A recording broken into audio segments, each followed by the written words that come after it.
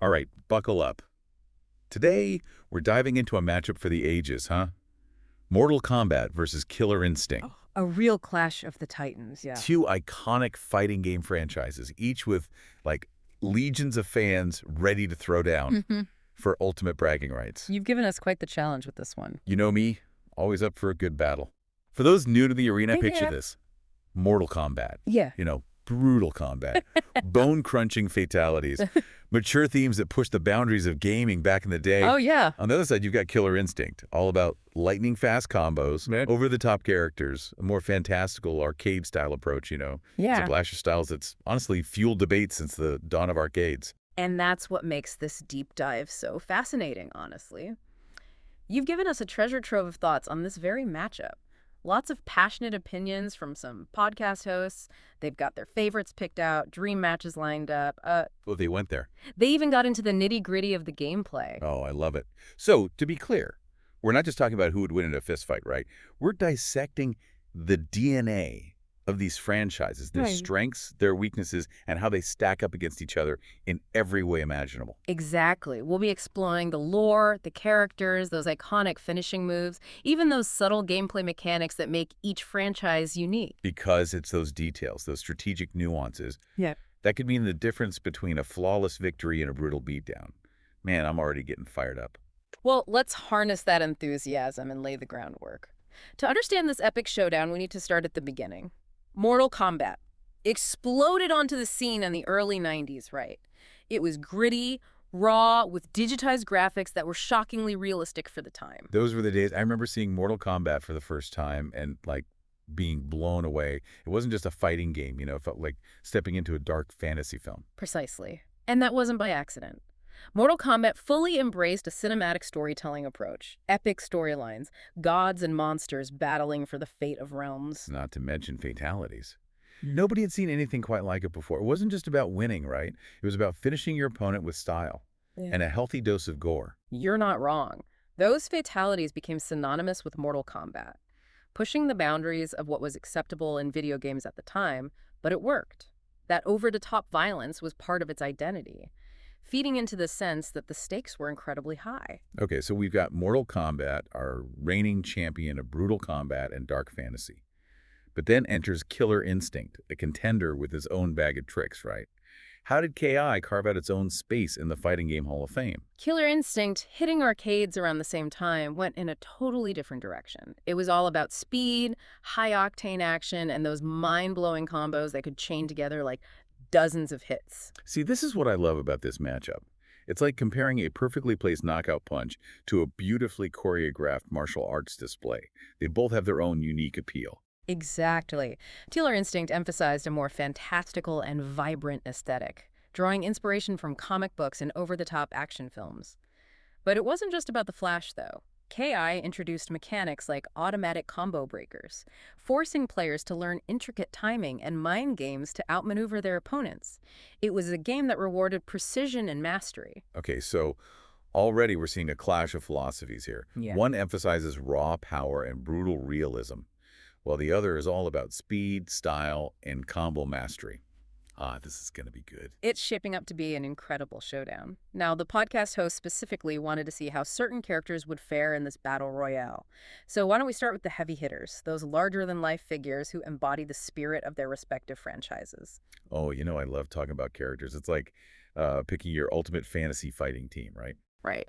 And from what I hear, the podcast host had some pretty specific matchups in mind. They did. And it's a testament to both franchises that they've created, such iconic rosters. For sure. On the Mortal Kombat side, we're talking about powerhouses like Scorpion, Sub-Zero, Raiden. Yeah. These are characters with godlike abilities and centuries of experience under their belts. Okay, but don't count Killer Instinct out just yet.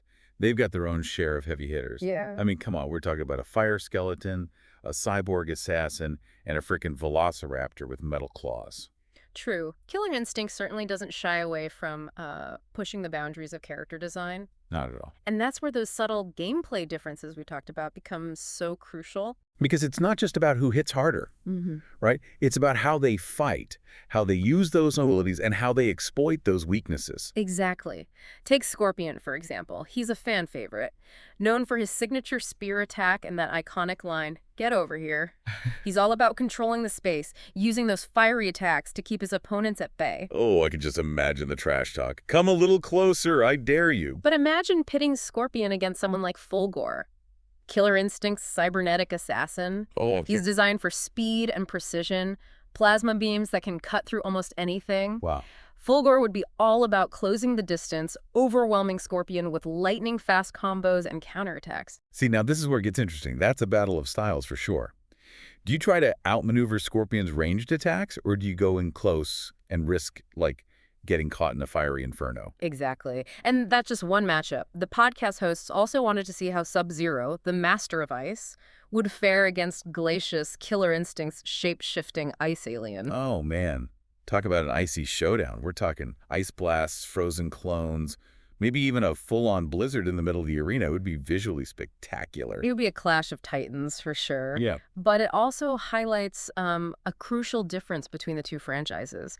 Mortal Kombat often emphasizes more grounded martial arts-inspired combat, Yeah. even with its supernatural elements. Right, like even though Sub-Zero can summon ice and freeze people solid, he's still primarily a martial artist at his core. Precisely.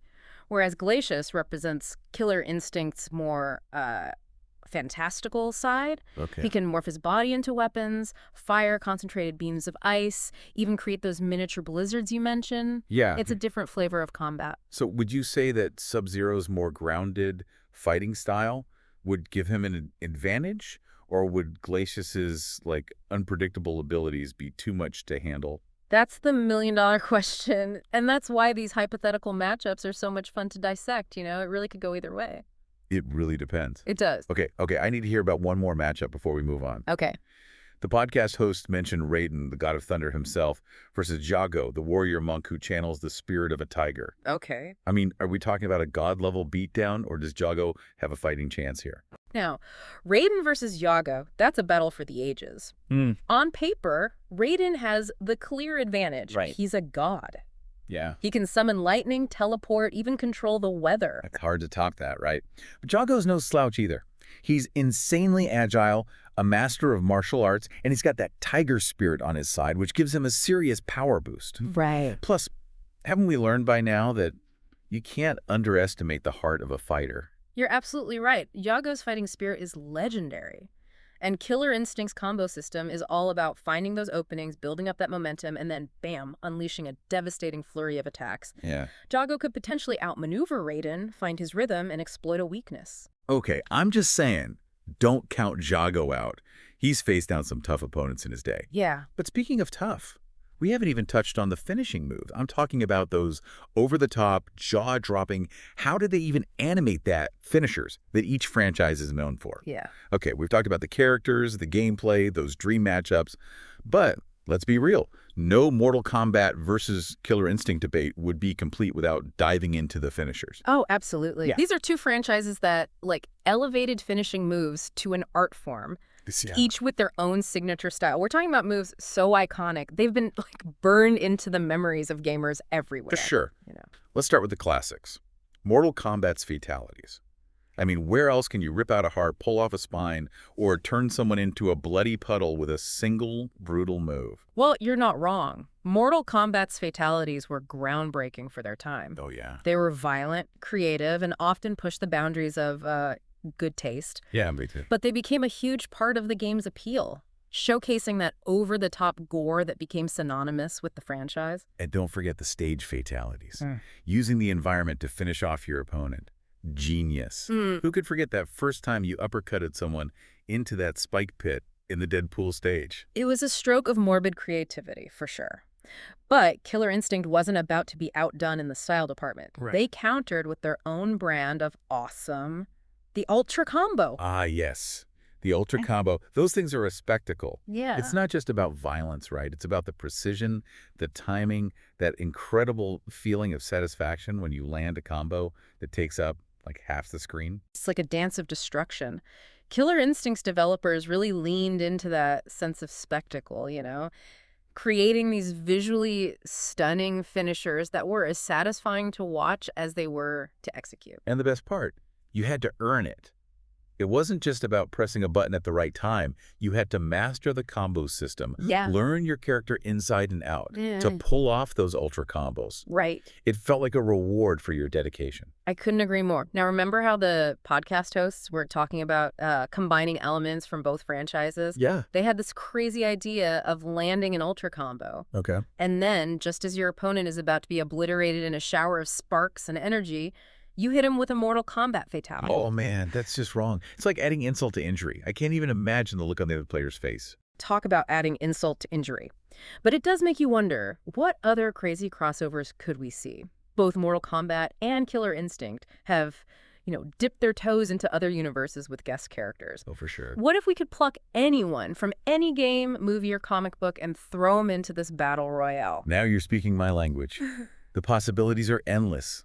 It's a testament to the creativity of both franchises and the passion of their fans that we can even have these conversations. And that's what makes this deep dive so rewarding. We've gone beyond simply asking who would win. Right. We've explored the history, the gameplay, and those little details that make each franchise so special. You've heard the arguments, you've weighed the evidence, but the real question is, who do you think would win?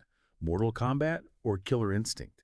It's a debate that could rage on for centuries, and we want to hear your thoughts. Let us know in the comments, and until next time, keep those combos fierce, those fatalities brutal, and those imaginations running wild.